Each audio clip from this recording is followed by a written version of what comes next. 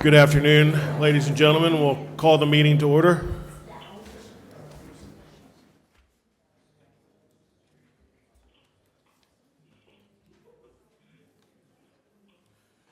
Chairman Wilson is absent today, and I, Brandon Clifton, Commissioner of the Indiana Department of Administration, will administer this meeting. It's great to see such a good audience. I ask for your forgiveness, and since this is my first meeting, and then also my first meeting chairing this meeting, I'll ask Keisha for her help from time to time and hold me by the hand to successfully administer this meeting. I believe, Graham, we're ready to call the roll. Thank you, Commissioner. Good afternoon, Commissioners. Representative John Bartlett.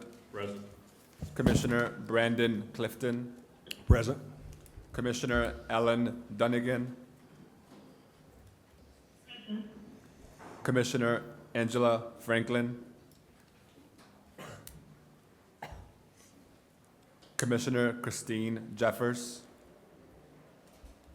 Commissioner Elizabeth Kiefner Crawford. Representative Joanna King. Commissioner Nick Lunn. Commissioner Darren Patterson. Present. Deputy Commissioner Keisha Rich. Present. Commissioner Carol Slager. Present. Senator Greg Taylor. Commissioner Francis Vega. Chairman Gregory Wilson. Commissioner, we do not have a quorum. Thank you, Graham. In light of the fact that we do not have a quorum, we will not be able to, please? I'm sorry, roll call is not complete. Thank you, Commissioner. Commissioner Maurice Coates. Present. Thank you. Thank you. Thank you, Graham. Since we do not have a quorum, we will not be able to adopt the minutes or adopt the report of the commission to the governor. However, as a point of personal privilege, I want to take a moment to express my gratitude and my excitement to serve in this position. We had a great discussion earlier, and it's been a pleasure to work with Keisha and her tremendous team over these first 6 weeks in office. Want to ask if my chief of staff, Kate Shelby, I know she's writing and working on legislation that we're interested in right now, but if you'll stand up and wave your hand. Kate Shelby comes to us from NDOT. Kate and I have worked together throughout a couple of different points in our career in state government, but Kate is here and serving as my chief of staff, my chief strategy officer, and the deputy commissioner of procurement. She will have her remarks later. I think we'll go to small business elevator pitches. Yes? Yes. Thank you so much, Commissioner. So now will be the time where we will lift up 3 of our certified vendors. These 3 certified vendors are certified in different classifications with the Division of Supplier Diversity. They are given their elevator pitch today because they have not been able to leverage their certification stateside, meaning that they haven't been able to gain a contract or would like to do more business with the state or the state education institutions and those interested in the room. Each certified vendor will get 4 minutes. This does not include time for you to pass out your information to the commissioners here. We will start off with Aaron Farrer with Practical Products. Aaron is a certified Indiana veteran-owned small business. Thank you. Is this where I should operate from? Yeah, absolutely.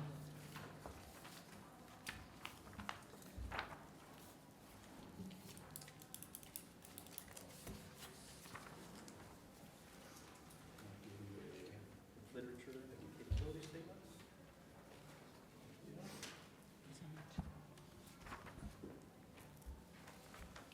I was looking at my lawn earlier this week, and even though we're not near close to be doing any yard work, I just started raking the yard. It was doing nothing, not collecting anything, but just felt good to be outside. It always comes earlier than you think. Just felt good.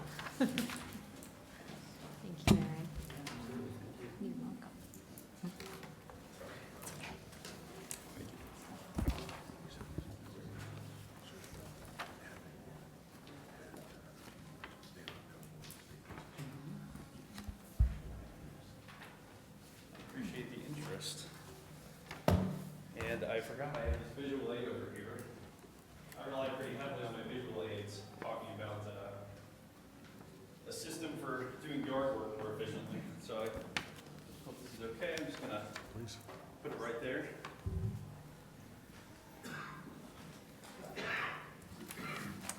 All right, everyone. Thank you so much to the Governor's Commission for having me today. Really appreciate the opportunity to be here. My name is Aaron Farr. I am a veteran of the Indiana Army National Guard, an entrepreneur, and a lifelong Hoosier. And you may have guessed it already, but I have a background in lawn service. I grew up working for my dad's lawn service in Lafayette, where he always had me doing the hardest parts of the job, which was usually filling a tarp up with debris and then having to haul it away. So if anyone here has ever done that kind of work before, you know how much of a pain it can be. And it's slow, cumbersome, and backbreaking work that takes too much time and effort. Workers deserve better tools to help them do their jobs as easily and efficiently as possible, and that's why I created a solution. That solution is the Ant, aka the apparatus for navigating tarps. The Ant is a heavy-duty padded strap with steel carabiners that attaches to a tarp, allowing the user to pull it like a truck and trailer while standing upright. As a result, the Ant makes transporting materials faster, easier, and more efficient for homeowners, commercial landscapers, and ground maintenance teams. In a nutshell, the Ant is a simple ergonomic tool that makes debris removal faster, safer, and easier. It reduces cleanup times, minimizes strain on workers, and helps lower the risk of workplace injuries. The Ant also requires zero fuel, no gas or electricity, and it's Indiana-made at a facility in Vincennes that provides gainful employment for people in need.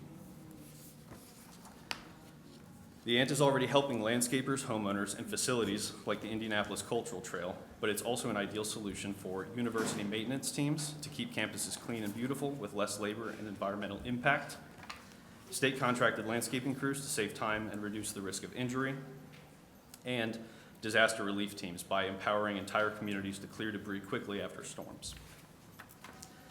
So if anyone is interested in testing the Ant, please, let's talk. My contact info is listed on that brochure. I'm Aaron Farr. You can find it at theanttool.com. And I would love to connect with anyone who would be interested in piloting, testing, anything like that. Practical Products is a certified SDVOSB and is fully registered with the state. By buying from me, you'll be supporting Indiana entrepreneurship and investing in a practical solution for your team. With the outdoor labor season imminently approaching, I can fill orders immediately. Additionally, I'm exploring potential military applications for this technology, and I'd love to explore that further with anyone who might be able to connect me with R&D programs. Again, I'm Aaron Farr with the Ant Tool, and thank you all so much for your time.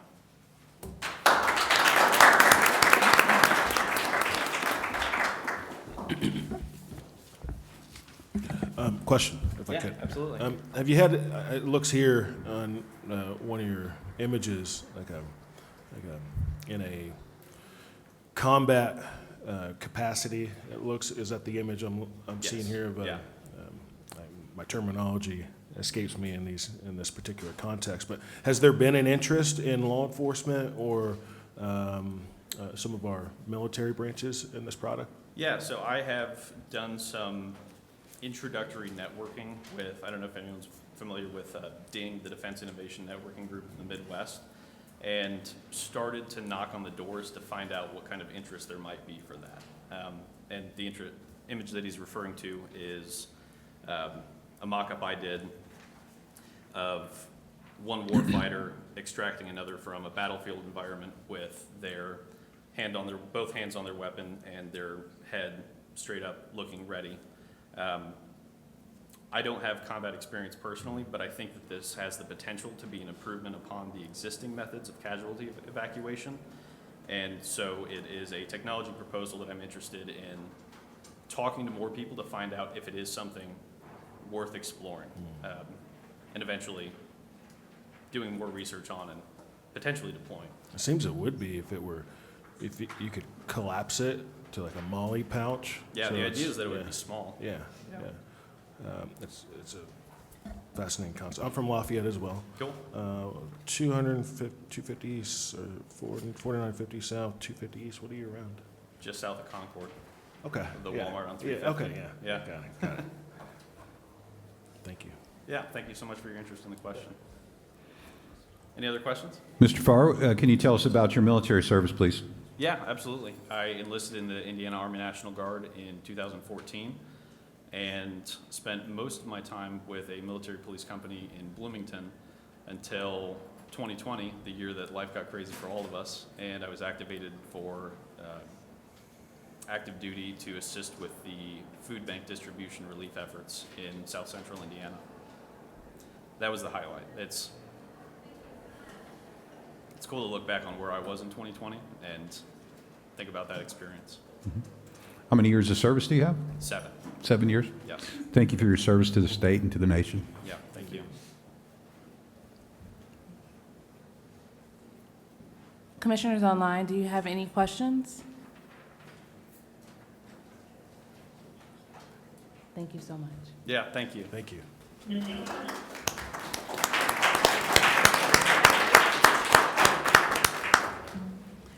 I'm sorry, Commissioner Vega, did you have a question?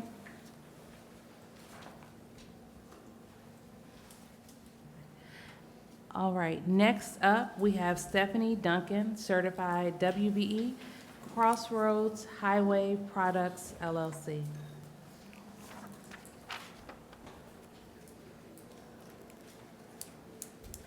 Thank you. Be careful, thank you.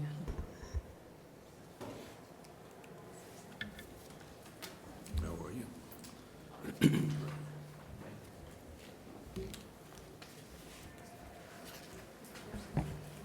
No.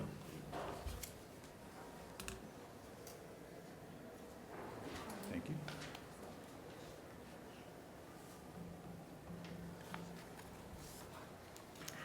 Thank you.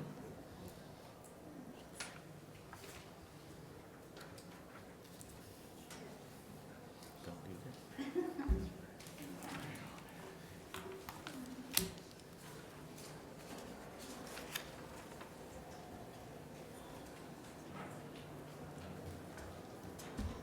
For those just joining us, there are more seats up here to the left if you want to come to the front, towards the front of the room. Hi. Thank you so much for having me today. My name is Stephanie Duncan Allen, and I own Crossroads Highway Products out of Morrisville, Indiana. A little about me, I'm a grandmother of 12 kids, 8 girls, 4 boys, and I'm a huge Barbie nerd. And like I said, I own Crossroads Highway Products in Morrisville. Crossroads Highway Products is a stocking supplier of Watson Bowman Acme expansion joint products for bridge construction. And I also am a supplier of Sika material for bridge and highway as well as commercial building applications. So, and like I said, I do have a warehouse that is stocked, so I'm happy to help on any projects that need this types of material. I've worked through NDOT as a DBE. I have worked on the I-69 finish line, providing material, the I-70, I-65 North Split, many projects at the Indianapolis International Airport and other airports in the area, the Sherman-Minton Corridor Project, the I-69 Ohio River Crossing, and many, many more projects throughout the state. So, and I'm currently certified DBE in 27 states. I became DBE certified in the additional states due to the injunction that has been placed on the DBE program. I have found it necessary to go outside of Indiana to find work because the DBE program is under attack and I'm not being used for projects now. Since the injunction was put in place or imposed, I have not received a single contract from any of those lettings. So it's quite scary. And I've learned that hundreds of businesses across the 25 states that are being affected by this injunction, that everybody's being affected. in these 25 states. So 2 companies that are bidding on projects in 25 states. I'm not sure how that works, but somehow it's working. But there are over 46,000 DBE businesses across the country that are going to be affected by this. And that's an impact on our communities, on the economy, and the employees of these DBE businesses. So by happenstance, I became president of DBEs of America. And we are a group of concerned businesses. And we started out with 6 people, and we've grown to include thousands of business owners across the country who are willing to fight to save the program that is vital to our country's economy. At DBEs of America, our mission is to foster collaboration and unity within the disadvantaged business enterprise community. We are a 100% volunteer-driven organization dedicated to advocating for the preservation of DBE programs, ensuring protection of America's founding principle of free market and capitalism, which are integral to our country's economic development and growth. Through strategic partnerships, education, and advocacy, we strive to empower DBEs to thrive in a competitive marketplace, driving economic growth and social equity. Any questions? How did you get into this business? I've done a lot of things. In my life, I've been a mortgage banker, I've been a hairdresser, and I became a hairdresser because of the being a mortgage banker in subprime lending in 2008. Right. My business went away. Right. So I decided to do something I've always wanted to do, and I went to beauty school. And from there, I've done lots of things. I owned a salon. I still have a salon, but I don't do it anymore.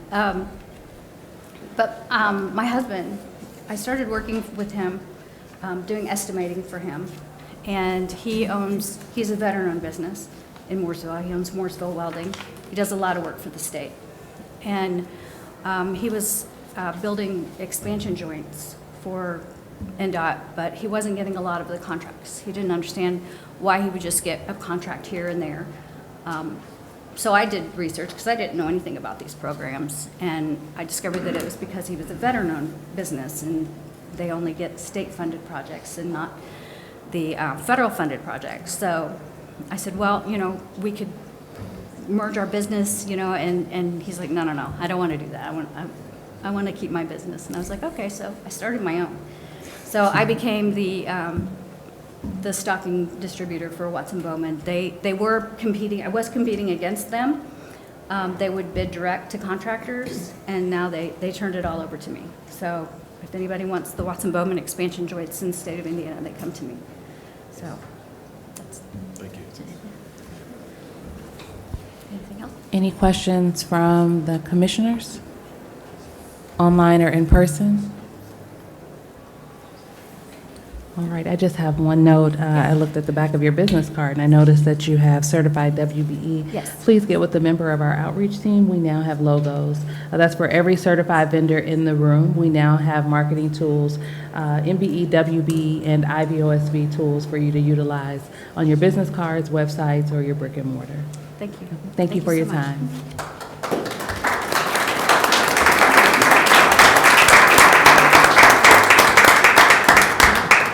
And then lastly, we have Michael Dunbar with Meliora Software Consulting, certified MBE. Thank you.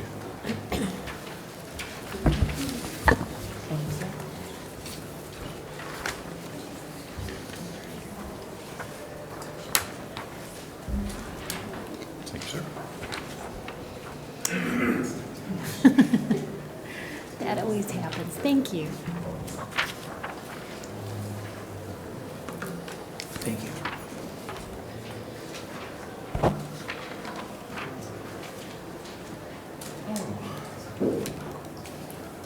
Check.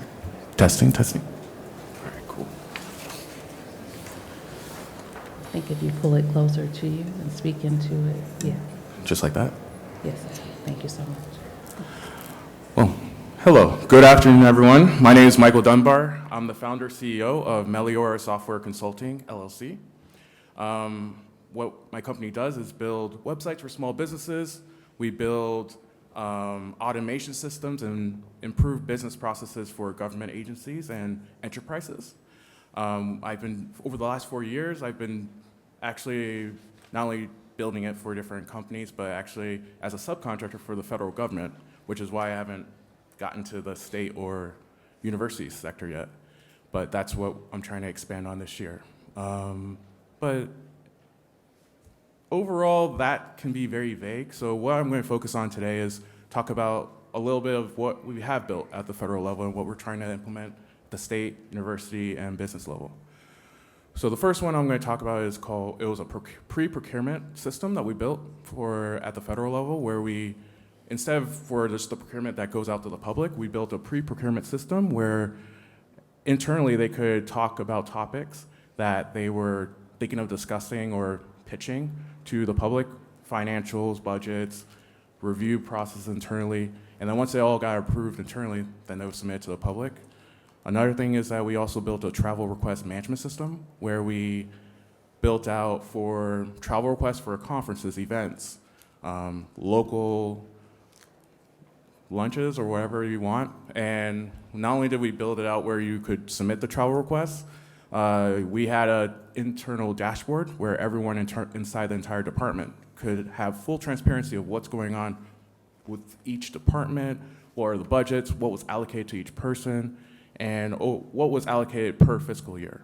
And that way, if you as a department head wanted to see, okay, who got actually allocated from the previous year and who we want to allocate for future years, you had that transparency. Another thing that we developed was I would call it an internal social networking tool, where we allowed people to create their own internal social network profiles, whether it's personal info, education, publications, projects. And from that, it will allow management to be able to say, okay, for these future projects and publications, who do we have that is the best personnel for these future projects? Instead of asking everyone, they could just go to use this tool and put in keywords and see really quickly who they could allocate to those future publications and projects. Another thing is that we also built an international conference website and that was not just for the US, it had up to 40 different countries that were implemented for it. And then last was a research ideas website where we allowed the department, anyone in the department to submit their own research ideas. And from there, it was an internal review process where they would allocate who's going to be approver, and if the idea got approved, what fiscal year would it get allocated to, and how much would it be. I think separately, they then figure out how much they would get allocated for. Thank you. So, just to summarize, obviously a lot of my experience is with government, but I think what we do can be applied to universities, whether it's streamlining research processes, inter-department or across different departments, or even something like a travel request or any other processes internally. Another thing is with state government agencies, similar processes that were applied on the federal level can be applied on the state level as well, or whatever process that you guys have. And finally, for businesses and corporations, if you have random Excel sheets that you feel that could be transformed into a more robust system, we have the capability of doing that, or all the other capabilities I already talked about as well. Thank you so much. How many people are on your team? So I'm the only employee, but I have 4 contractors. So depending on what comes up in the pipeline, then I can apply up to 5 people to a project. Understood. Highly recommend that you pay close attention to the procurement opportunities coming up over the next year, 2 years, especially with my office, the Department of Administration. I think that my advice to you is also leverage your relationships with traditional prime partners, and invest your time there because they will be looking for partners when those procurement opportunities arise. Absolutely. That is the number one focus that we have for this year, is to focus on subcontract opportunities separate from the federal, because that's how you build relationships and also prove your value. I agree. Any other questions? Commissioners online, do you have any questions? Thank you so much. Thank you.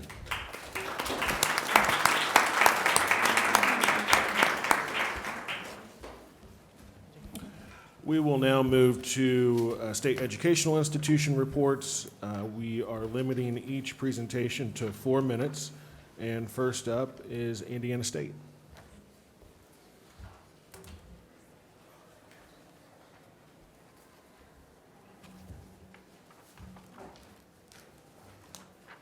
Thank you, Commissioners. Brian Bromstrup for Indiana State. Wanted to give a summary for the past quarter. And while overall figures for MBE spend were around 4%, and overall for WBE spend were about 4.5%, our fourth quarter construction numbers showed a spend of WBE at about 8%. This is mostly due to continued work with two of our construction vendors for our Center of Technology project and Early Childhood Education Center, which were ongoing most of last year and should wrap up at the end of this year. Continued support from the general contractors. We've looked at them throughout these projects to extend XBE spend on both of those, and that's gone very, very well. Upcoming in Q1, project focus is basically on 3 projects currently. Planned plaza update for our Pan-Hellenic Council Plaza space, and an exterior lighting upgrade project across the campus, as well as fire alarm replacement project. Can you pull the mic Sure, to you? sorry. No, that's okay. Is that better? Is it better in the back of the room? Can you hear better? Yeah. Ah, there we go. Thank you. Of course, we continue to post all public works and construction opportunities on our plan rooms and focus with our construction project managers, subcontractors on bids for supplier diversity processes for all of our ongoing projects and new projects in the new year. We do consistently want to bid out with a minimum of 2 XBEs on each bid, and that process is pretty standard. I'm sorry, really quickly. I do apologize. We can't close the door. The door locks. So that's why we have to leave it cracked. So I do apologize. A little better? Just my voice is quiet. Yeah, sorry about that. On the commodity and supply purchases for the quarter, it was up from the previous quarter, both MBE and at about 7.7%, and WBE spend at just shy of 5%. A good portion of this continues to come from our ongoing supplier relationships. With the overall quarter requests on goods and services, we can again continue to promote our XB bidding process of 2 bids, and we were able to add in the last quarter 6 new vendors to our internal registrations that we believe had potential for XBE spend, encouraging them, of course, to register with IDOA and work with them to continue to make sure that we are helpful in that process. Although not as strong as last quarter, professional services, we had some WBE spend of about 4.5%, attributed mostly to, again, agreements and relationships ongoing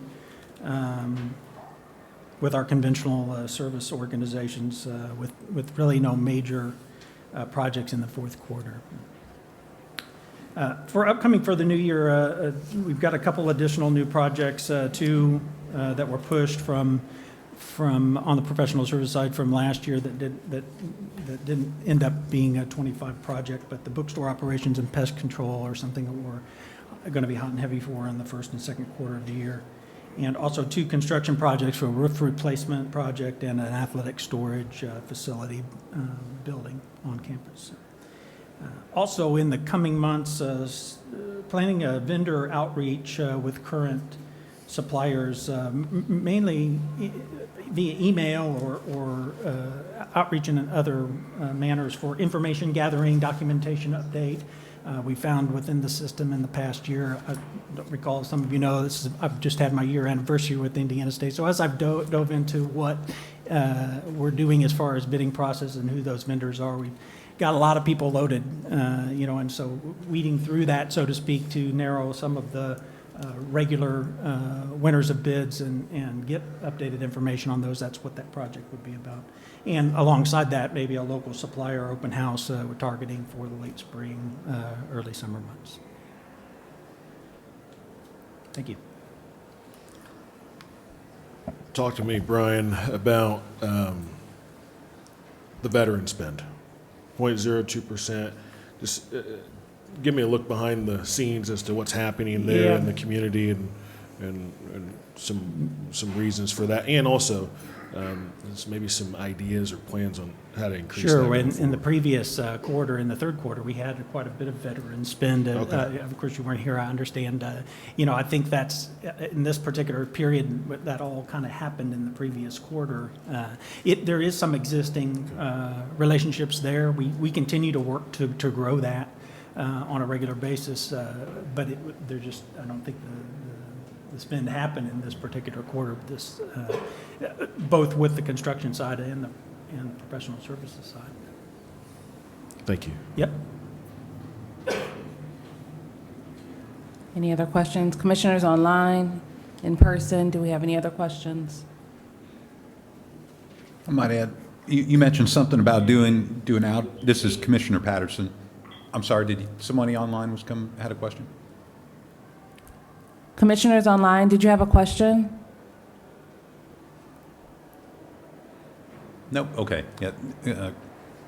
Commissioner Patterson here. So you mentioned something about outreach in your university, doing educational fairs, or can you Yeah. expand on that a little bit, please? Well, it's still determining that. It's something that I've wanted to do now that I've had a chance to understand the full scope of processes and what we do as far as finding companies that are registered with us. It's a large list we're finding in the system. So really, it's a matter of weeding through that, narrowing it down if we can. We wouldn't take anyone out, of course, but we'd want to focus on those that are responsive and winning bids with us, and continue to use those or focus on those folks that are working with ISU on a regular basis. Really reach out to find out information, get them to update their information. We find that if someone hasn't won a bid or had current information, we're not bidding with certain people because their commodity list is incorrect or they've added things to their business. We just want to reach out to them and gather that current information. We were talking earlier before the meeting started about veteran service officers. There's veteran service officers in each community throughout the state of Indiana. Okay. And they're employed by the state to help veterans understand their benefits. And I perceive this to be a veteran benefit, to be able to bid on contracts and become certified. And we're working on an initiative this year to connect those veteran service officers with folks like you. Okay. So you have a direct link. They're we believe, the tip of the spear when it comes to veterans, helping other veterans learn about their benefits. So, Agreed? Yeah. and I'll mention that probably to the other folks that come in and say, so I'll just say it right off the bat in the interest of time, that I'd like to see folks in your position having a direct correlation or a direct link, especially when you're doing these information fairs, because that's your audience right there. They have a direct impact on your audience, because when veterans, you know this to be true, sir, when you came up and gave your presentation, veterans have our own language, and we speak our own language, and are very influential with one another. So I think that would be a wonderful tool to help you continue. Last quarter you did a good job, and we look forward to seeing numbers again like that again. Yep. Going forward this year. So let me know if you need any help with that connection. I appreciate I'd be glad to make a direct connection for you. That'd be great. And whenever you have these events, I'd like to learn more about what it is specifically you're doing. Sure. Thank you, sir. Yep. Thank you. Thank you. Next is Purdue University.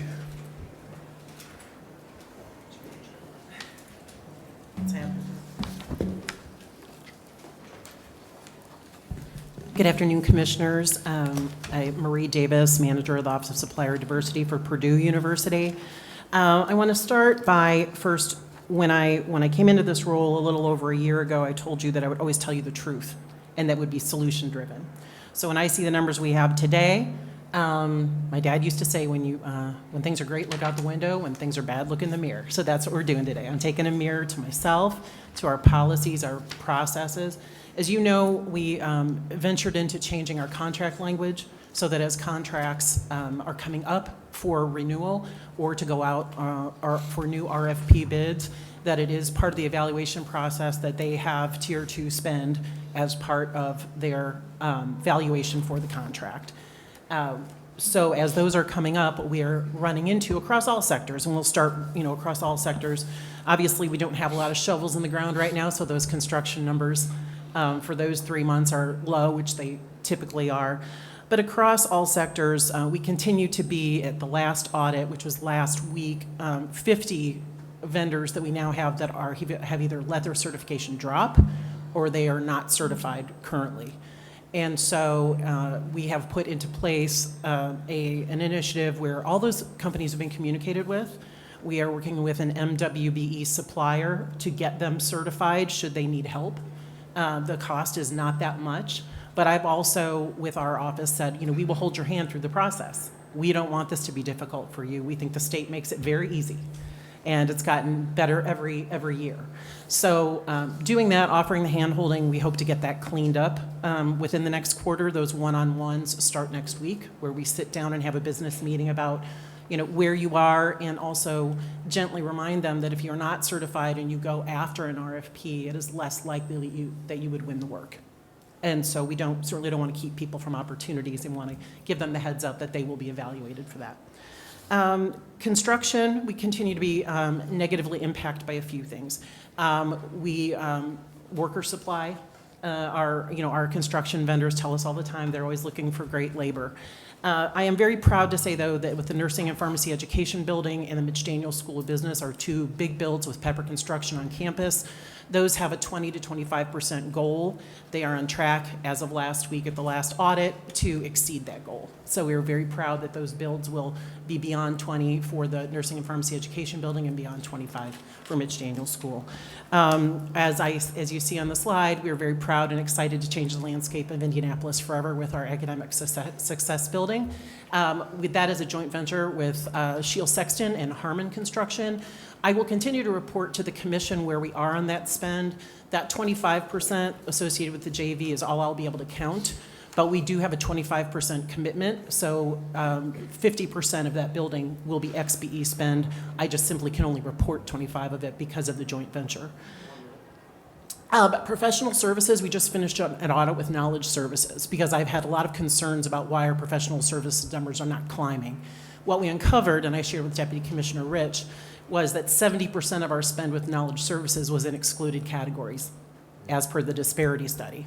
So as we will continue to spend money with those areas, we are going to concentrate on the areas that we can show you for the goal, and certainly not do business other places and swap them out. We're going to grow that and work with Knowledge Services. They're doing a lot of great work with the University of Michigan and some other schools to see how they've made their MSP robust the way we want it to improve that professional services number.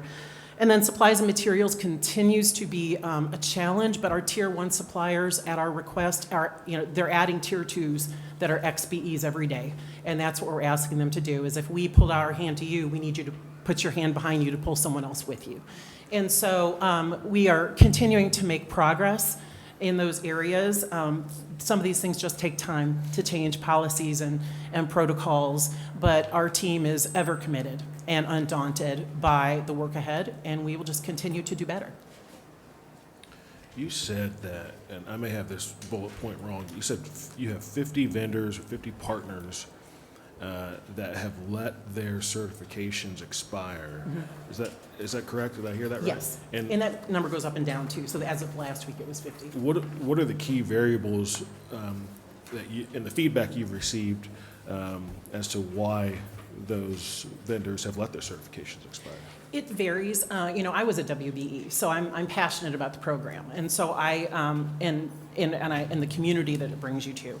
A lot of them are getting work anyway, and so that's why we changed our contractual language. So as those contracts are coming to fruition, there's some skin in the game for them to get it done. And if you have an imperative, you usually typically get it done. And so, and then some didn't see the value in it. They weren't making money from the certification.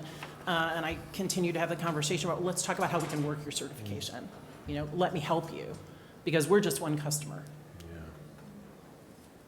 Thank you.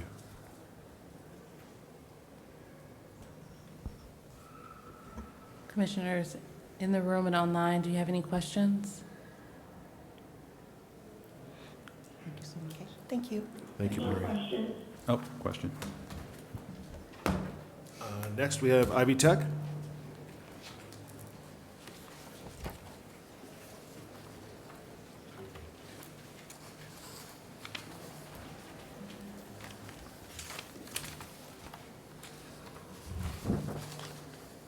Marcus, actually, if you could push it closer to you so that your voice projects, we would appreciate it. Okay. Thank you. Word is gonna punch me in the face. What's that? Good afternoon. My name is Marcus Bickle. I'm the Executive Director of Strategic Sourcing with Ivy Tech Community College. This has been an interesting meeting for me to prepare for a few reasons, but I see we don't have our numbers up there, but I have them in front of me. We are continuing to come under our goals, but we are showing some improvement over the last quarter, which is encouraging for me. Our WBE spend has gone up dramatically, including almost doubling over for our professional services. And that's one that makes me a little happy, because for those of you that are familiar, that have heard me talk multiple times, Ivy Tech has 19 campuses. I have my position is in our systems office on our admin side, so most of the purchasing that I'm directly involved in is our large statewide purchasing. So, and one of the contracts that we were able to execute in the last quarter was for the purchase of some software that's being used statewide with a women-owned business. So it's a new contract for the college and a new partnership for the college. So I'm hoping that our OIT team, that it'll go well and they'll look to continue to use them. So our construction numbers continue to struggle from the last quarter as well, but we do have a few capital projects that are in the early stages, so hoping that those should start to improve dramatically over the next several quarters. Our outreach efforts last quarter were limited, holidays leading up to the semester end pushes. And then our upcoming, we have not yet scheduled anything due to several changes within both external and internal to the college. So we're working on what our strategy is going to be going forward. That is all I have right now. So additional questions? Marcus, thank you. 16.21% weighted average with your minority businesses. Incredible. Well, it is I'm going to be transparent. That is a loaded statistic. Oh, is it? We do have one large vendor that we use to help with our bill pay, and having to figure out how much is going to the vendor versus how much is going to the bills. That is, so traditionally, I mean, like I can look back, I have all of our quarters. We're usually around 10% on professional services, right? Oh, that is driven largely by our minority professional services, which is abnormally high for the last couple of quarters, because we had one of our companies that we were doing the bill pay with became certified minority. So our last two quarters were at 42 and 44%, which in reality is probably closer to about 14%. which is in line for what we've been quarter over quarters for professional services for minority spend. And that's still, I mean, on average, looking back, 10% is still an incredible number, but what are the categories of services that you're seeing contribute to that spend? A lot of it is our janitorial. So, yeah, most of our campuses do outsource their janitorial, and we have two or three vendors that we do a lot of work with on the janitorial side, and then the rest is kind of a hodgepodge of different contracts.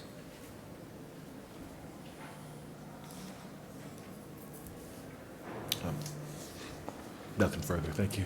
I have a question. Sir, could you elaborate on the types of certification programs Ivy Tech has? For example, are you training electricians and HVAC technicians? What type of training does Ivy Tech have? That, I can't speak to exactly because I don't know all of them, but you are hitting on most of them. I mean, we do have a very large workforce program, so there is going to be several of those programs. Okay. I just don't have the exact on all of them. That is not my department. Are you familiar with a gentleman by the name of Wayne? It's not Wayne. It's Phelps. He's on the Bloomington campus. I am not. Okay. He runs a group that is helping veterans throughout the community, and Ivy Tech does have a veteran student services Yes. program. You're Yes, familiar with that? I am familiar with that. And a certificate program for entrepreneurs. So I'm wondering if there's not a way to find students there who can be groomed to work on these contracts. Is that being initiated? So we actually had, I want to say in October or September, our Bloomington campus actually did team up with our Bloomington campus, our Columbus campus, and I believe our Terre Haute campus to provide a one-day kind of both seminar to the importance of these certifications to the entrepreneurial program in Bloomington. Okay, it's Troy Phelps. It just came to mind, Okay. Troy Phelps. Yeah. So I'm trying to think if he was part of the group, because I did go down for that one and spoke to the importance to Ivy Tech in these certifications. it seems like you would have a feeder system for all of the occupations we're looking for. Again, electricians, we have a great demand for electricians, HVAC, and so on. You're training those folks right there on your campuses. Right. That, in my mind, would be a clear feeder system, especially for veterans, because they do have a strong veterans initiative at their School of Entrepreneurship. Okay. No, that's good. The person who, on our workforce team, who is the primary dean over, so again, 19 campuses, every campus has a little bit different programming, but a lot of it is administered or maybe not, I don't even know how to say that. It is aided by folks in our systems office, and the person who does most of the technical work like that, he's a couple spots over from me, so I will talk with him and see if that is something that they're considering. Okay. If you have any, I can connect you with Mr. Phelps. Because are you referring to actually, are you referring to actually making, or considering making it not part of the curriculum necessarily, but for the folks that are getting, that are in these educational programs that are looking to potentially start their own businesses, or that's, okay. Yeah, because we got to start somewhere with certification, and there's a lot of people who are wanting to start a business. They need help with businesses. You have the certification programs already in place.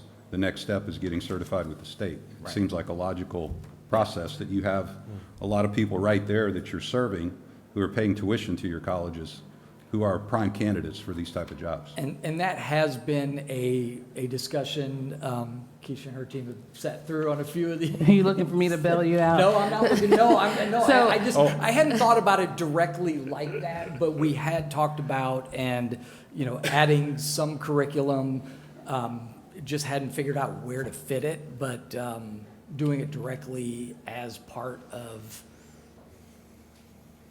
that is something that I do not think we had thought about directly. That needs to be considered strongly. Right. You've got process there. Talking to Mike. Talking to Mike. You've got the process there. This should be a no-brainer. And even for non-students, members of the community, looking for similar awareness and training for these programs. And that was some of the efforts that we were moving towards. We're not making it part of a specific course shell, Sure. but doing it for It's in interesting. more of a community purpose. So we had a lot of those efforts, so we'll see how those unfold. If I may, Commissioner Patterson. Please. So our team did work with Troy back in November. Our Director of Certification, Peter Sobin, and our Excellent. Director of Contract Compliance did go there to speak about the significance of certification and go through all of the steps of certification, and then followed by what does the contract compliance look like from our team. So that is one of the steps that we have taken with that team, but I do agree. So the other certifications would assist in, helping those businesses to be successful. Excellent, thank you. Thank you. Thank you for being on the hot seat. Thank you, Marcus. Next, University of Southern Indiana.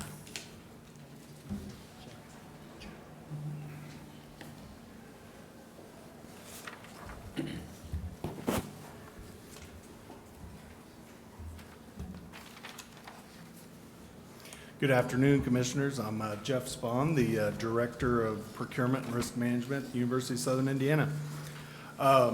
Just briefly go over our past quarter numbers. We actually had a couple areas increase, our MBE and our veteran spend. Veterans not where we want it to be, but I did talk with Commissioner Patterson. He gave me that good tidbit on Vanderburgh County or Veterans Officer, so I'm gonna reach out, see what we can do there. Our WBE did go down. It's still up, over almost 13%, but we had a prime construction finish up, and so we didn't have that spend this past quarter. Going forward, we got a few projects. The largest one we're working on with architects right now is the Wright Administration renovation. That should be bid out later this year. We don't have a timeline yet, but they're working on that. There's a lot of logistical, moving people and then renovating, and so that's where the timeline. But one of the others I want to point out is the classroom audio-visual upgrade. That's going to be about a $500,000 project coming up in the next 2 months for our HP Health Professions building. In addition, we have a lot of yearly opportunities with the mowing season, as mentioned earlier, coming up, landscaping. We have a program called Swish where we renovate a lot of our apartment buildings. So we got painting, cleaning, just, everything that goes with the renovation. So with that, next month, on March 6th, we're working with the Southwest Business Development Center and Vincennes University. We're going to have an outreach program of how to do business with the universities. We already have, I believe, 32 companies signed up, and several are new to me, so I'm excited for that opportunity, and hopefully we can grow that program even further. So with that, that's my report today, and welcome any questions. Jeff, are you seeing any trends? Your WBE spend is great, but are there trends unique to USI that make this particular or WBE community available to you, or more In the available to you? Evansville area, Yeah. we have more WBE companies certified. That certified piece is what we struggle with. We do business with a couple veteran-owned businesses that I know that would really increase our numbers, and when I've talked to them, they haven't wanted to go through the process. Now, I will admit it's been a while since I've talked to them, so maybe that's something I should re-enter that conversation. With the MBE, I've said this in a lot of the past meetings, the construction area in general is just a difficult area to find vendors that are certified. And so we have 0% there. If you look at our report, our supplies was over 14% on MBE and almost 8% on professional services. So, If you're, this goes for all of our universities, you know, you're not on an island alone in trying to express interest or offer interest to those that might be prospective applicants for our minority women and veteran business programs. They're always welcome to call our team. I think that probably happens quite often as to, you know, seeing if the fit is right, seeing if the business has an opportunity tentatively. So as you're educating members in your community, please refer them to us as well, because we can help and educate that Keisha and her process. team's been great over the years, so I mean, that's been really good. So. I do have a question, sir. Could you give us some examples of objections that vendors have given you, whether that, any type of vendor? For the certification? And especially, yeah, for the certification for veterans. We're doing a study to try to understand what the barriers are, what are the obstacles, and how do we need to address those? I think for me, what I hear the most is having to provide some of the personal financial information that's required. That's the biggest driver that I hear when I speak with them.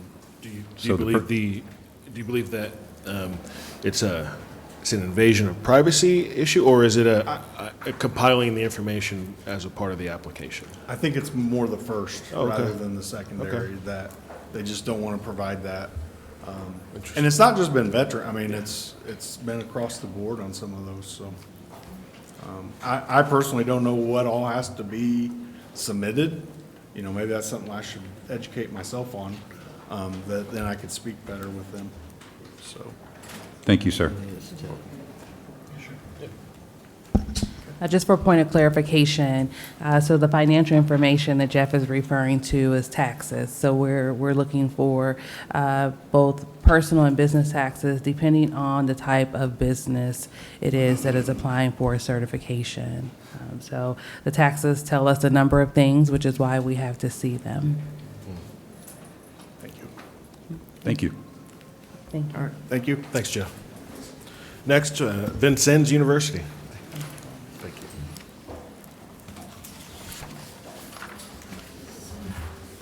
Good afternoon, everybody. I'm Michael Morrison, Vincennes University. Keisha, I'll go back to my offer from several years ago. I'll gladly help you self-certify, and I won't charge you guys anything. We discussed this years ago, didn't we? No, we didn't. It was before yours. Yeah.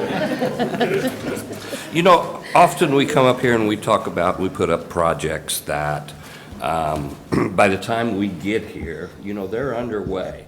So this slide represents projects, and I went deep into what the architect has on his drawing board, and some of this stuff is just in the pipelines and it's just ideas. So for the people here, you know, take a screenshot, reach out to me, and we'll try to figure out how to get you involved.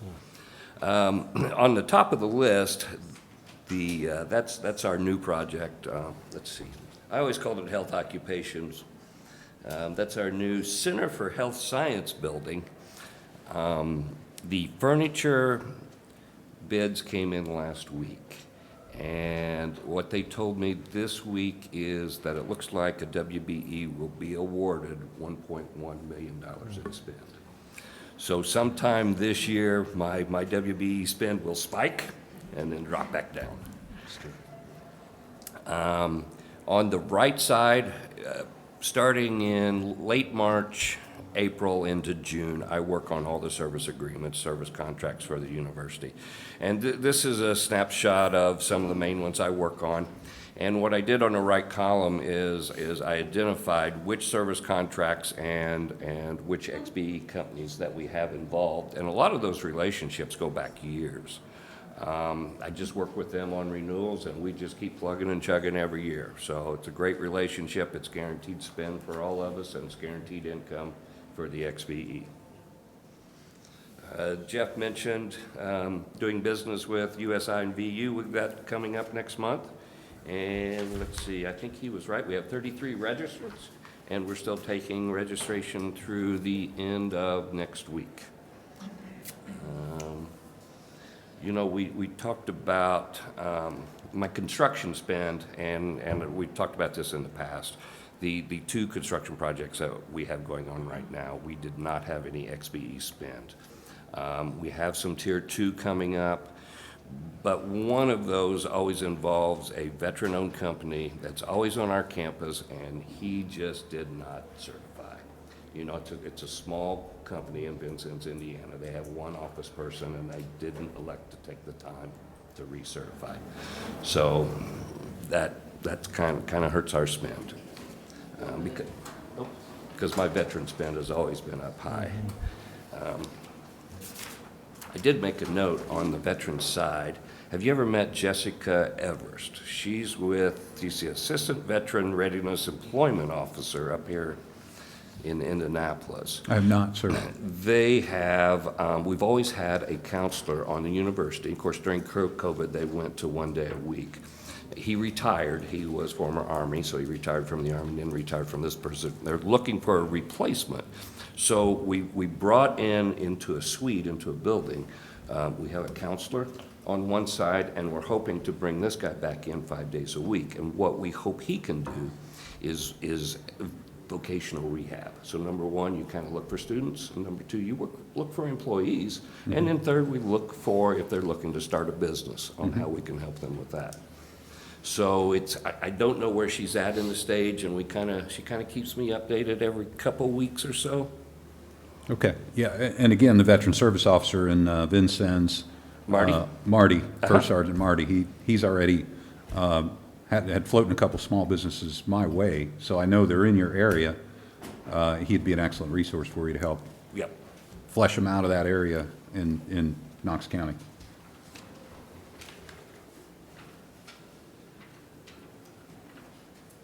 Oh, I'm sorry. I was reading. Everybody's looking at me for the first question. I'm sorry, Commissioner, we're having our, Good. we're military, he's retired military. I see too. that. Former military, so we took over, sorry. Michael, thank you. Tell me about, so it looks like, if I'm understanding you correct, I see 3 WBEs awarded, plastic, paper, uniforms, and janitorial supplies. And we're saying those 3 make up this is the fiscal year, so this may not be, but you're 14.34% in your WBE.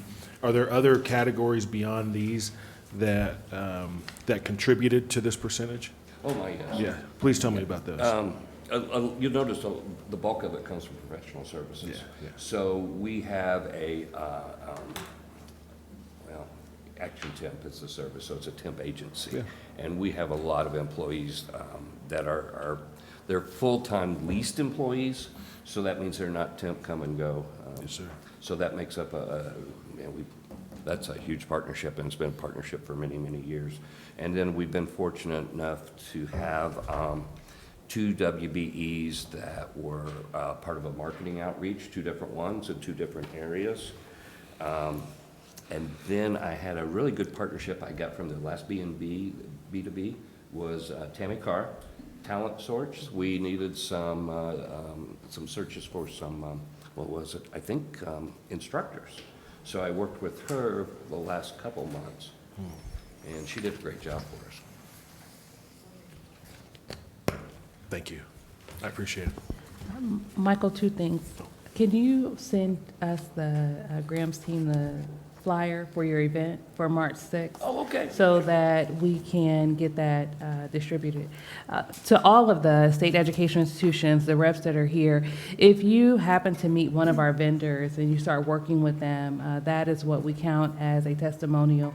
Could you please make sure that we're made aware of that so that we can highlight those vendors on our socials and get that information out to other certified vendors so that they can see how leveraging the certification works. Well, I got a nice photo with Leah Scott back there. We'll have to come up with something. All right, thank you so much.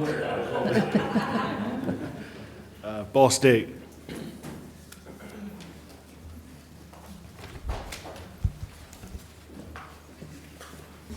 Good afternoon, Commissioners. Roger Hasensall, Director of Purchasing Services at Ball State University. Start with our numbers. Our WBE is up to a more satisfactory percentage, but still not where we want it. Still struggling with the MBE and definitely with the veterans, which has been a continuous struggle to get those percentages up. Any advice and partnerships on that? As we've heard some advice here, if you could share with me who within Delaware County or Muncie would be a contact, I would greatly appreciate that, because we would definitely use it to help move that forward. We continue to strategize. I told you in the last session that we were strategizing. We are. I wish I could share the exact strategies, but some of them are still being approved from my administration, and it wouldn't be appropriate for me to throw them out there now if any of them find an issue with that. So hopefully by the next time I'm here, I will be able to share those strategies with you. There are definite, if they happen, there will be some policy changes and some strategic changes of how we're doing things to help move all this forward. Just as Michael just shared, when we submitted the projects, there was not many out there at that time. I have updated lists, and I have several copies that I'll share with the people that are here. We have several projects out there at this time. Arts Communication Building, we're talking, that'll go out, that's going out in March. That's $45 million. AB North Campus Building, $24,500,000. And it goes on down. There's approximately 6 there, and then also some future, probably another, so total probably about 14 projects here, averaging anywhere from 100,000 to 45 million. And I will share that and pass it around.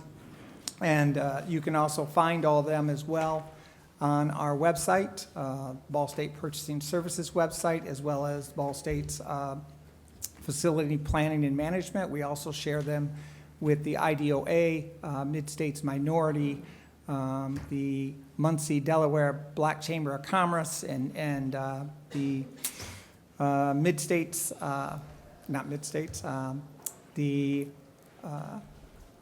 WBE, I'm trying to think of the Great Lakes Women's Business Council, and many others. We share all these projects in hopes of getting it out there and getting invites from diversified businesses. Our strategies internally continue. I'm continually knocking on doors, setting up meetings, talking from the educational side where we have the deans, to the business side where we have our AVPs, in administering and talking about some of these new strategic ideas that I believe will help us improve. Originally, some of the ideas that were in place were just that, ways to improve our diversified spend. They do not seem to be working, so we have retooled, and I am looking at it from another direction to help move these numbers up. And we spread out. I can tell you my team, my procurement team, my 3 purchasing agents, and other administrators focus daily, and I do mean daily, on how we can progress this forward and administer these. One of our biggest problems, we do include and have for some time a woman, veteran, and minority business on all our bids and our quotes. And again, push all of our projects out to all areas to ensure that everyone is informed of what's out there, and just continuously doing that to get the participation. But the issue is some of the bigger wheelhouses continue to outbid or overbid and are able to fluctuate within their costs. And so I'm trying to find ways to, and again, that's part of my strategic ideas, to help the smaller businesses work their way up and win more of these bids, or give them the ability to be more competitive. You thought about a tiered, we're thinking through some ideas like this right now, like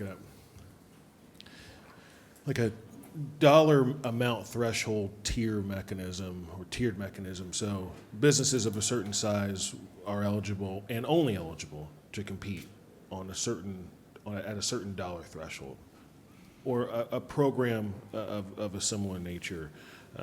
We're thinking about a lot of things, but looking for ways to provide the opportunities for our smaller businesses who often get pushed out of the market, and recognizing that there are some projects that are just outside the scope and resources of our smaller businesses, but perhaps a mechanism by which business opportunities could be isolated, and only our smaller shops would have an opportunity to compete on those. If that was considered approved, I mean, if that was approved, absolutely, we'd look at that. That's part of the strategy, which I can't share too much of, the idea of some of the thresholds or some of the things I'm working on now. And I recognize the deliberative nature of the strategy discussions internal. I don't want you to compromise those. Can you give us any strategy principles that you haven't already given us to get some insight into where Ball State may be going? I would say everything from the oversight of approvals, of who has to see that and who has to direct it, to a real hard look at thresholds of where we making that go out to a competitive bid compared to, like you're talking about, where we can just say, hey, you know what, this is a good company, we know this company, we're going to award it. And do that and still be considered good holders of the state funds. So we watch that, we balance it to ensure that we're not crossing any lines there as well. But yes, absolutely, the threshold is really a very heavy focus right now of getting that approved, so that, again, we don't have to go out on so many and pull in so many of the larger businesses and make it less competitive for the small businesses, because that's, in my opinion, and when I look and really look at this and review it, that's where it happens, because we're inviting and they're coming and they're showing up and we're reaching out, and we got a great network between our diversity chat and other things, and we've got a great following, and we follow a lot and we partner a lot. If we ourselves can't connect with a business, we're helping platform and become a platform. So women, minority, and veteran businesses and small businesses use us or our network to reach out and get lifelines in other areas. But our overall goal is to partner with us. And the end-all goal is not just for our percentages to be high, but to support diversified businesses as a whole. And we do that wholeheartedly. And I can tell you again, my team's completely devoted to that. We also do a vendor fair each year, and them have been really successful, not just for us, but for the businesses to network together. And we found a lot of connections there as well. So we do that. But I'm always open to advice. I'm always open to suggestion. I learn something every day. The diverse businesses teach me something every day when we talk. And every week when we have our sessions, they teach me something. So as I said before, people on this committee, even if you want to come to my office, not at a high level of the grand tour of the top people in my administration, but me, and come and look at what I'm doing and what we're doing and what my team's doing, and maybe you could give us ideas on what the strategy should be and how we could progress this further, because we definitely want to. It's not we're not in it, we are in it 100%. I will certainly take you up on that offer after session. Awesome, that's awesome. It will not happen over the next 60 days. I would love it. A couple other questions. Is there something unique about the Delaware County ecosystem that presents unique challenges to Ball State University and its minority spend? Really, I don't know if it's location. We do have some businesses there that can handle the magnitude of some of our projects, but in most cases, we're going outside. We're having to reach out to Indianapolis or further. And the ones that we do have in the area, the larger construction companies, are not diverse. I will say, they do work hard to get subcontractors that are diverse and work with us, but even then, it's not to a satisfactory level at this point. And we ask them, and they tell us that to get that participation, it's costing them, and we would have to raise the price of our projects because they're having to go to Indy and further to get them as well. We do look into that, though, and we do challenge them continuously, and we'll continue to challenge them continuously as well as we challenge ourselves and look at ourselves. We're not hitting the mark. We don't blame that on no one but ourselves. So we will continue to work on that and improve. One other request, when your internal strategy is defined, and I'm sure you'd probably do this anyway, would ask that you identify indicators associated within the strategy so that you can assess whether the strategy is effective and is working while you're in the sub-part of the larger strategy itself. So let's not get a year from now and look back at our strategy and understand, and look back and say, well, it didn't work. Let's have key indicators on the way on what we think we're going to see and should expect before we hit those first 2 or 3 indicators. I think that will be that's something that we're going to spend a lot of time doing at the department, what we're going to start looking for in state contracts, and I think it's a key component of any successful strategy. The data analysis class I'm taking right now will come in handy. Understood. Thank you. Yeah. Thank you. I have Sir? a question. I do have a please. question. You hired a consulting firm a while back. I did. How long ago has that been?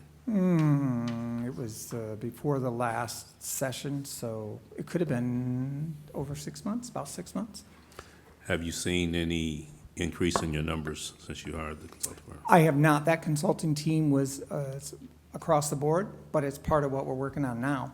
That we took what they had. We've also had 2 committee reviews since then that we've invited in internally to just focus on procurement and accounts payable and what our processes are and how we're doing them. So that's what's coming out now. And we also have a current committee doing a review. Actually, our chief auditing officer is leading that, and a few of us are on that, and they're also reviewing and microscoping what is our strategies, what policies do we have in place, what's working, not working, as well as with, again, accounts payable and procurement. We're 2 separate departments, but they're kind of reviewing us, and we're working with them at the same time.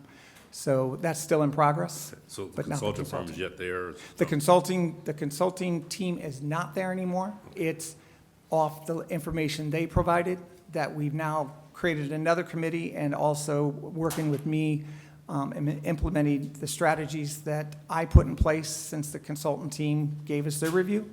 And now we've went layers deeper and are working. We've had 1 committee just pretty well wrapping up, and now there's a 3rd committee that is working on this. And we're not doing it just to produce committees.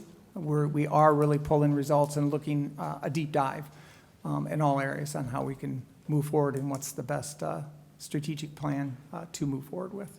Thank you. Sir? Yes. If I could, Commissioner, we have time? Just 2 suggestions. You asked for suggestions or ideas. Yes. So Ball State has a pretty good school of business, right? Would you We say do. that that's one of the premier schools of business and a pretty strong marketing program, I would think as well, correct? Correct. One thought would be, and entrepreneurship is probably one of those courses that one would have to take as a student at Ball State to get their degree. Would it be possible maybe to interact with the entrepreneurship professor and say, hey, can we put a couple of students on this project to figure out how to solve our supplier diversity problem? Could that be a project perhaps that would be good for a student? Or we talked about before in our meeting yesterday about maybe bringing interns in to help solve this problem collectively. Is that something that might help solve the problem? That sounds like a great idea. It would be beyond my authority to even answer that, and it would be beyond my expertise to implement something like that. I'm in procurement, but I would be someone that could move that upward and provide that to someone such as our business, my AVP, Business Affairs or the provost and let them Okay. talk about such programs because they would be the ones that could make it happen. Me, it would just be talking. Understood. And I noticed that the university also has a Army ROTC program, Reserve Officer Training Corps. There's a professor of military science, and what ROTC does, for those of you who are not aware, trains men and women to serve in active duty or reserve components. And a lot of those professor of military science know their students rather well, as they're usually the top of their class. And many of these go on to be leaders in the military and come back and run businesses. And maybe there's a network, perhaps, with that professor of military science that you could tap into to find those that have come back through after their military service that own businesses that are ones that you're looking for. No, excellent ideas, and definitely ones that I can move forward or provide information to individuals that can move those type of So- programs forward or consider them. Excellent. Thank you. Well, just a comment, and this is for all the schools. Be aware that small businesses, when they try to acquire materials or equipment, they have to pay a higher price for it. That causes them to be too high. It's only after you get to a certain threshold with certain vendors that they'll give you better pricing. They'll flat tell you outright, we give better costs or pricing to our better customers. In other words, more spend. All these schools need to be aware of that when you're dealing with these people have to pay more. So yeah, they're gonna be a little higher. So y'all should consider that. And you should consider that with your general contractors who are subs, these subs that come in all the sites, MBE, all those, that they're paying higher pricing. And I think that's a wise consideration. I would look at how do we address that? Well, my guess would be to add additional funding.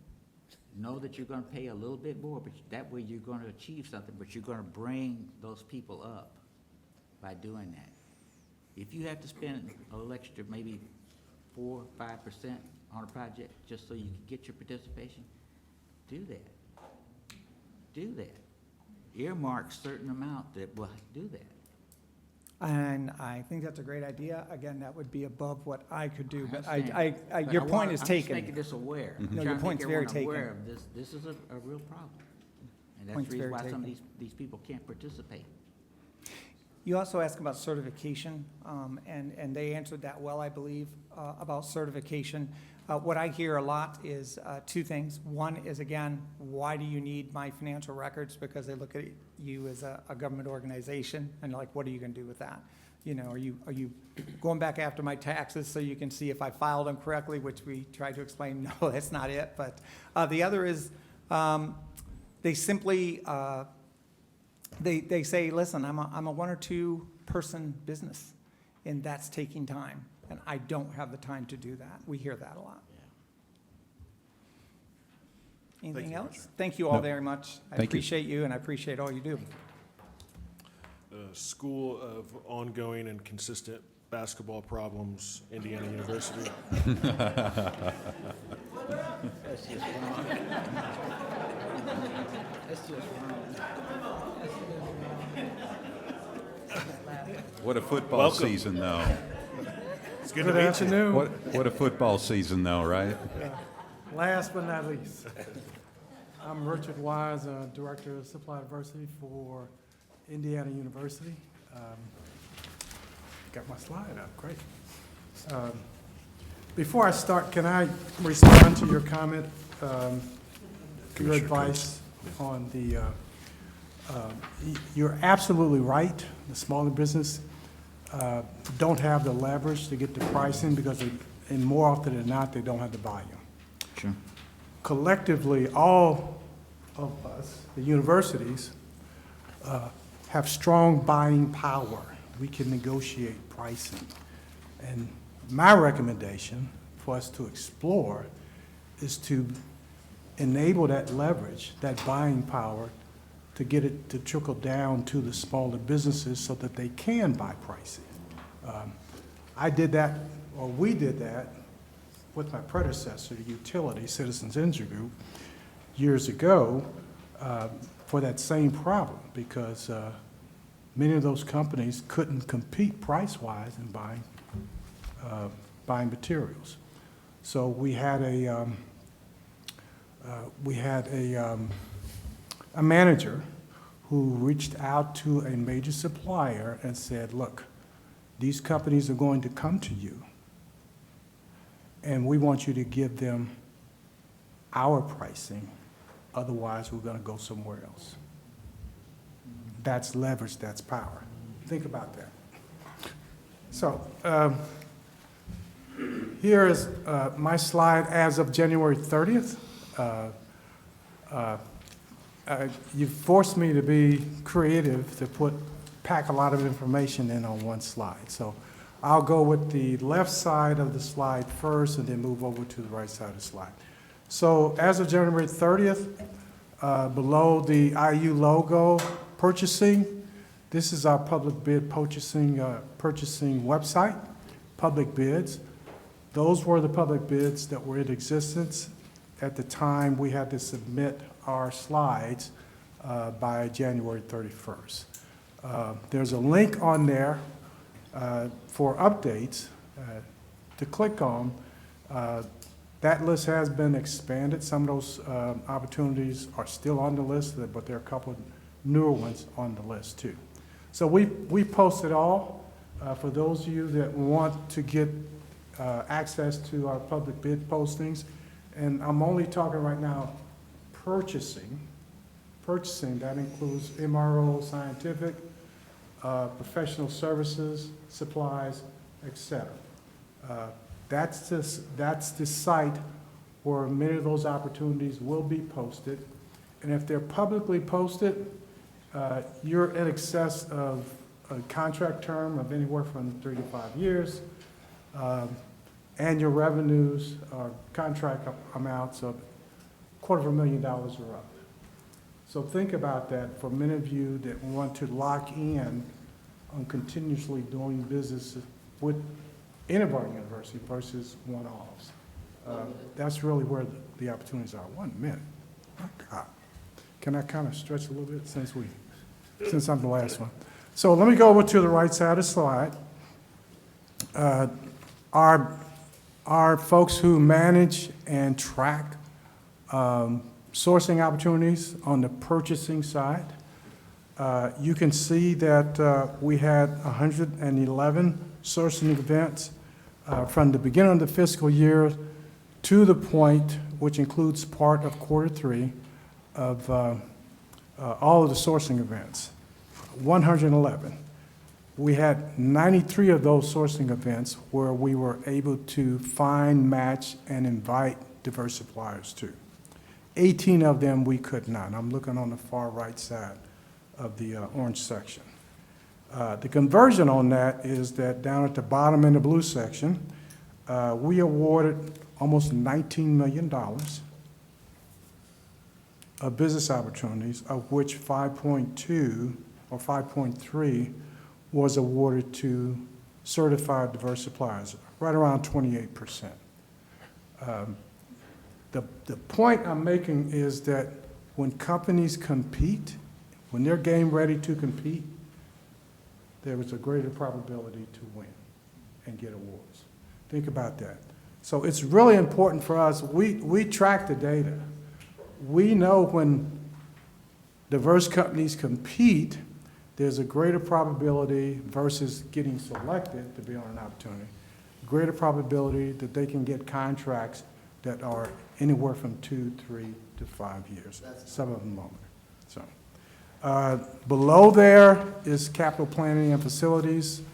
That plug-in in there shows that, you know, in the making right now, in the pipeline right now, there's $242 million worth of all those projects listed, capital construction. For those of you that are in the room that are in the trades, that's huge, huge opportunities.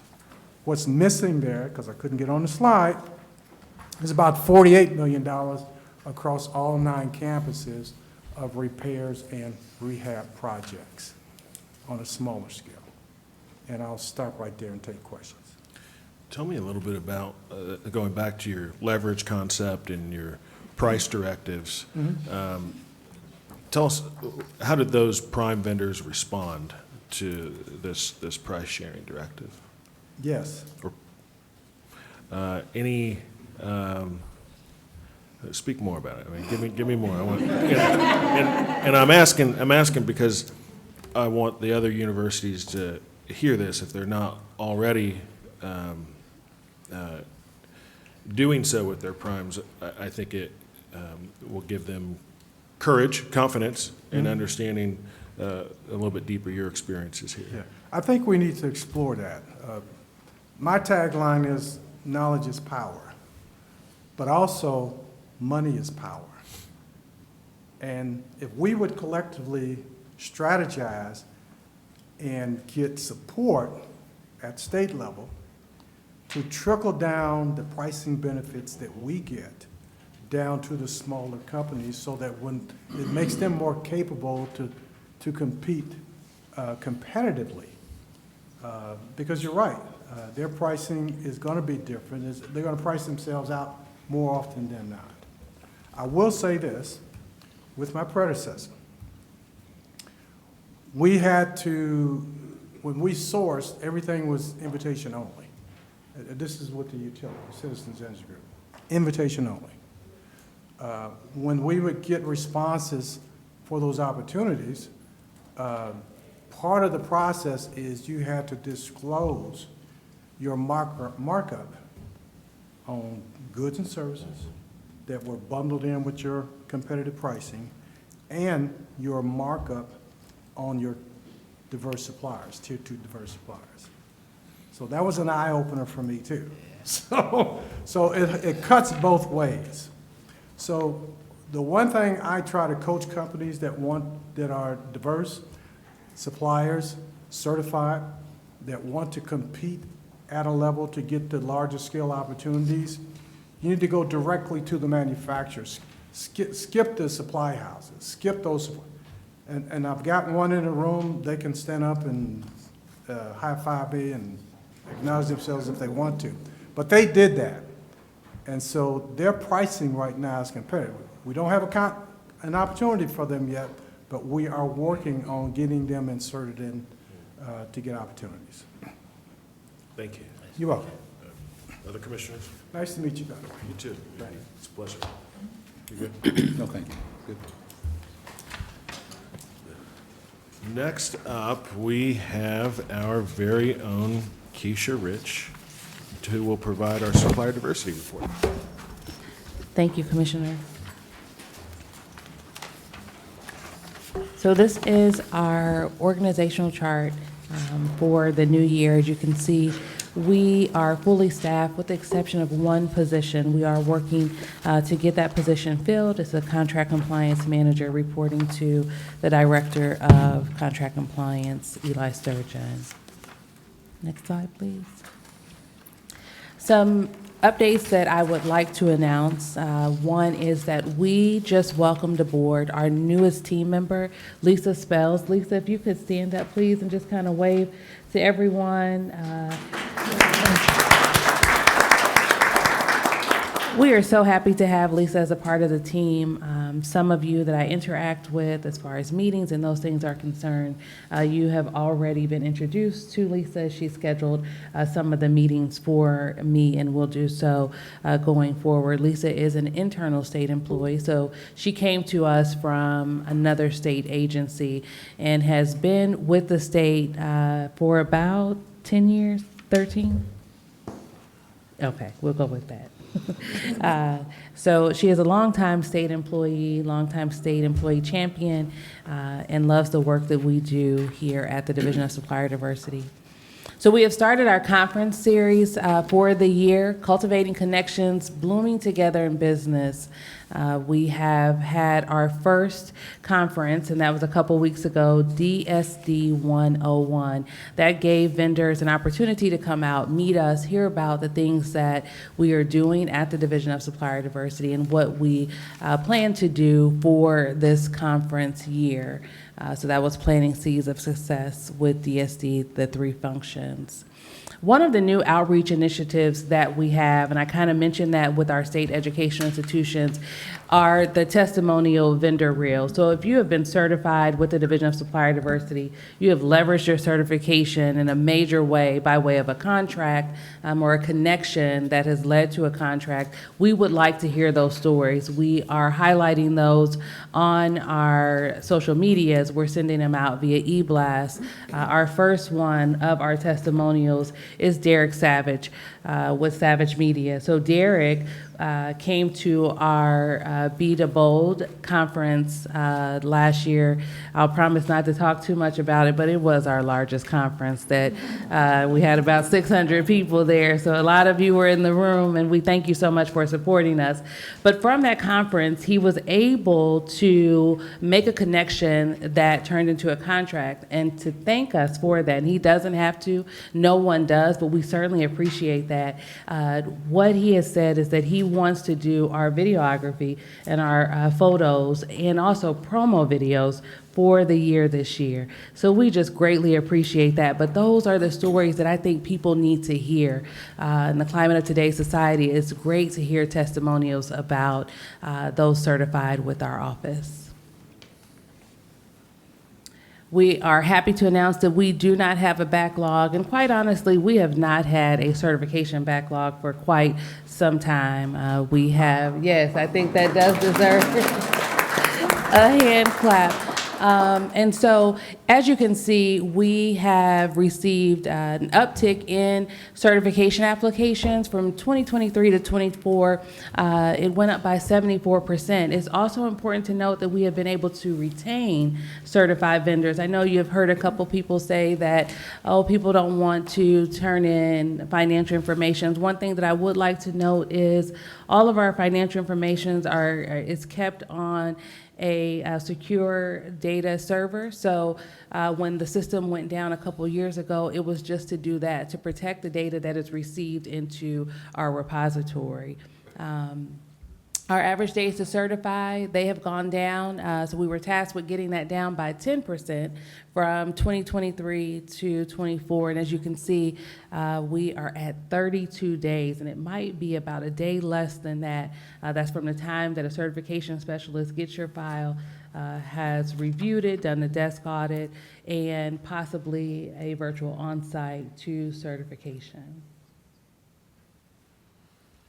We are still working with, and we have been successful at that, and I know we're just 2 months into the year, but bridging the gap between the Division of Supplier Diversity and our vendor and contract managers in IDOA procurement. We will be working with them here in just about a couple of weeks in a project that they have that is statewide. So partnering with them is very important, that we are not siloed, but all one team housed within IDOA. We are still presenting at the pre-proposal conferences, and what that means is we show up to talk about our participation in state of Indiana contracts. So anyone that attends those, you likely will hear Eli Sturgeon, and he's going over all of the things and where DSD is involved in the contract process. We continue to audit contracts for utilization discrepancies, so meaning that if there is an issue as far as payment, utilization, on working with the contract, we make sure that not only are we auditing, but we're reaching out to our certified vendors just to see where they are in the contract process. So it's not we're reaching out to you in year 4 of a 4-year contract. We're touching base with you within the first year of that contract to see how things are going.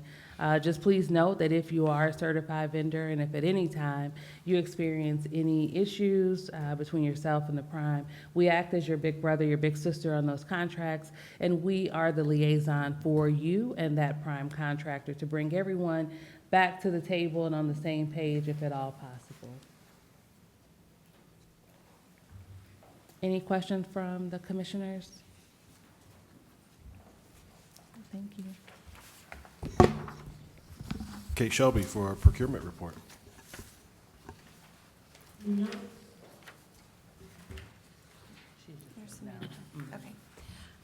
Good afternoon. So what you're looking at on the screen is, this looks like this is actually the 2024 year in total spend. So those are your percentages and the amounts paid out. That's the year in total. If you want Q4 alone, the percentages for minority are 12.22, for women-owned businesses are 24.63, and for veteran-owned are 2.87. When I look at Q4 spend compared to other quarters, it is consistent with what you would expect for the last quarter of a calendar year when there is an election and we're about to change over to a new governor and head into budget session. So Q4 in those years is typically a little bit lighter on the overall spend compared to other quarters in that year. But again, what you are looking at is the 2024 year in total and where the percentage is netted out.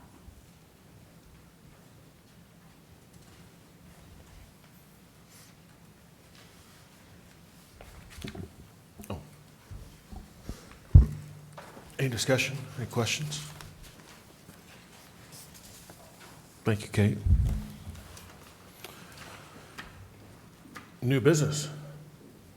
Is there any? Seeing none, don't need to take a motion.